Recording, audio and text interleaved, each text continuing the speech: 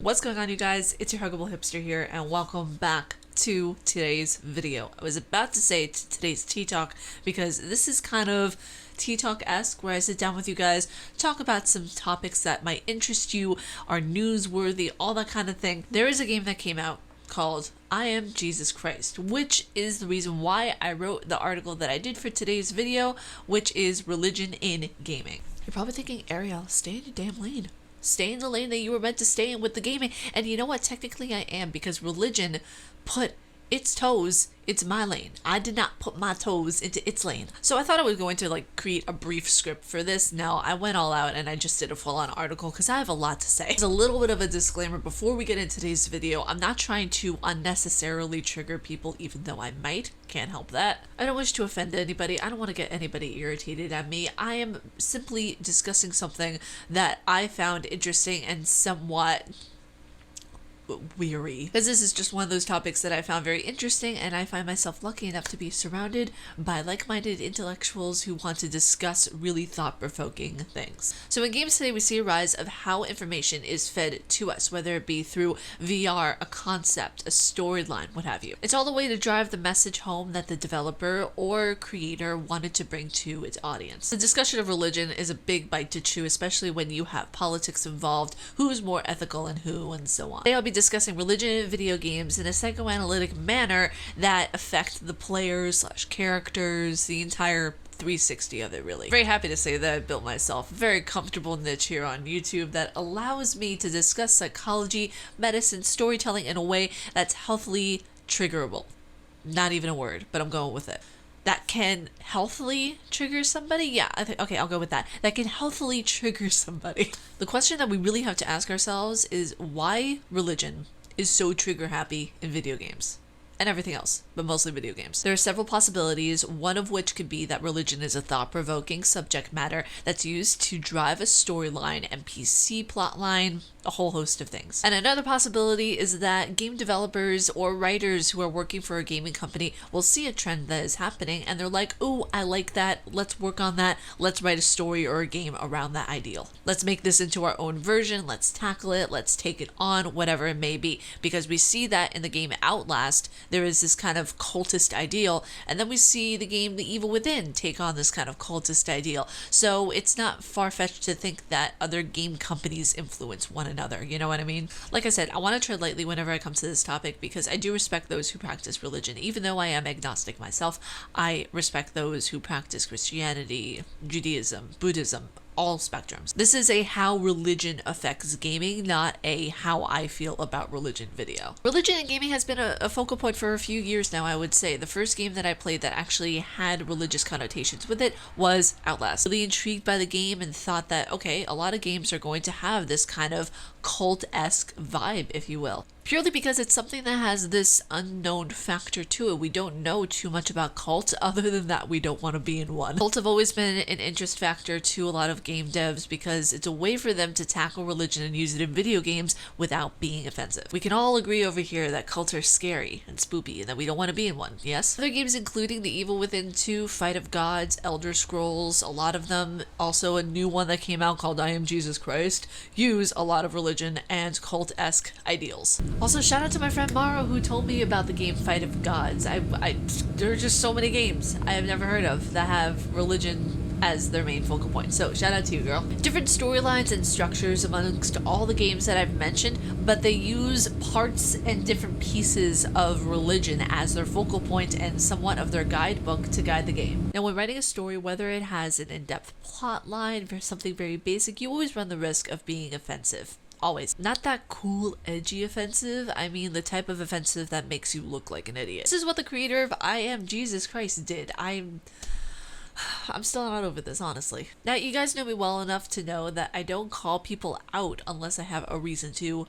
I have a reason to. This game is tactless, weird, and just downright offensive, and I'm not even a Christian. You can resurrect people, you can heal people, you can perform miracles, and so on. I just feel like to those who practice Christianity, it's just, it lacks anything of being respectful. I mean, what if somebody had made a game about Kwanzaa? What if somebody had made a game about Hanukkah? It would still be offensive because you're mocking, in a sense, the historicity and religion that people practice. It's a slap in the face to the history behind it, honestly. I mean, like, I can respect those who practice even though I don't practice myself, but whenever I see a game like this that's just outright calling, hey, we're going to, like, have you perform miracles and you can be just like the spitting image of Jesus Christ, and they even have an image of him walking and being resurrected, or what, you know, I don't know.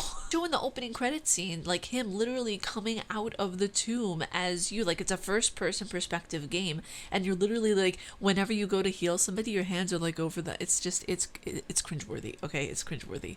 And no, I'm not gonna play it. Don't ask me. When I see Outlast or The Evil Within 2, I don't see a mockery of religion. I see a mockery of cultist ideals, which again, we can get on the same boat that says cults are a bad thing, yes. Which again, I know we don't mind because I know nobody is lining up to be the first one to join the Westboro Baptist Church. Now, since psychological horror games can be somewhat of a pleasurable experience for some, myself included, we tend to like to push those boundaries until sometimes we completely become desensitized to them. This, honestly, desensitization occurs whenever you push the boundaries a little bit too far, like having, you know, several jump scares all in one swell swoop, like in Five Nights at Freddy's, where you don't even get a reaction. Or Emily Wants to Play. I never even got a reaction out of any of the jump scares from myself. Like, I was no longer scared of them after a certain point, because you just become accustomed to them, and then it comes into more and more and more, and then you just become desensitized to the entire horror genre, honestly. It's the same with religion and cultist ideals within video games. It gets to a certain point of where you don't get triggered anymore. You just say, oh, okay, well, it's just another game. That's wrong. It's not supposed to be like that. A lot of people don't fear horror games because we know it can't happen to us in real life. So we think, okay, what's the point? Let me act out as this character or this alias and do these things. Whereas we have this religion game where it was real life. Jesus Christ did exist, and we are playing as him in this game. But whenever you combine horror and religion at the same time, let's go back to the example of the game Outlast, we have like this kind of adrenaline rushing, heart palpitating sort of arousal-esque form that takes over from running from these certain kinds of monsters and different things that want to kill us. It's almost like we trigger this kind of fight or flight response within us, and we feel what the character is feeling, which then in turn activates our dopamine in the brain. Whenever we get away from a boss, we jump over a ledge, or we get away from creepy naked men that chase us in the background. The developer decides to incorporate religion into whatever game they are creating is up to him or her, but you would expect a little class to go along with it. And it's not just this game. Elder Scrolls incorporates a monotheistic character called the Allmaker. The game that I mentioned previous in this video, a 2D fighting game called Fight of Gods, you actually like fight gods.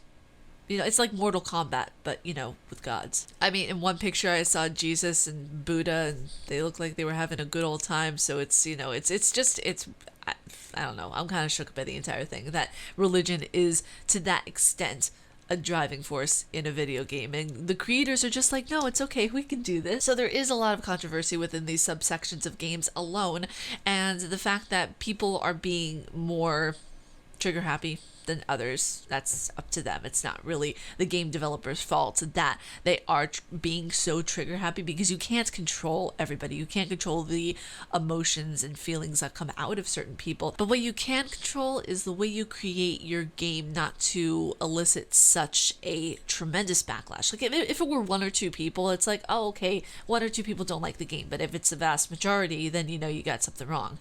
You know, part of me thinks that even the game developers really honestly like to be trigger happy for trigger happy's sake. I mean, it's just, there's this fine line, and they like to dance over it quite a bit. A dance that is daring, and leaves us as the players confused and pondering. But I hope you guys enjoyed this video. If you guys like my face and want to do, please be sure to subscribe and hit that bell down below, because I need watch time and I need subscribers. Desperately. 2020 is coming up, and I intend to make 2,000 subscribers a thing. Also, I just want to say thank you guys for almost over 400 views on the T-Talk that I did on Friday, like last Friday. That it blows my mind that so many people loved the reaction. It blows my mind that so many people even watched it. Just thank you. I really appreciate it. You guys are absolutely everything. I appreciate you so much. It just blows my mind that 400 people watched my video. You could be doing anything else with your time. But thank you. But stay casually nerdy, you guys, and I will talk to you all in Wednesday's video. Peace.